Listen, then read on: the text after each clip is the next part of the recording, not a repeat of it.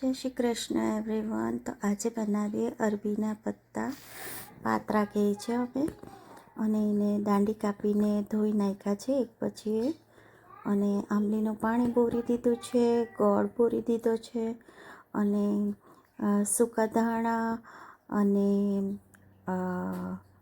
વલિયારી મરી એન્ડ જીરું એટલું વાટી કાઢ્યું, 4 વસ્તુ અલગથી ને 3 લોટ મિક્સ કરી દીધા, ચોખાનો, જુવારનો અને બેસન થોડો વધારે લીધો, 2 વાટકી બેસન, 1 વાટકી ચોખાનો, 1 વાટકી જુવારનો, એ રીતે પછીમાં બધા મસાલા આપણા રેગ્યુલર આદુ લસણ મરચાંની પેસ્ટ, લીલા ધાણા અને મરચાંની ભૂકી, અરદ બધું મિક્સ કરીને ચોપડી દીધા અને આ તળી દીધા। Thank you.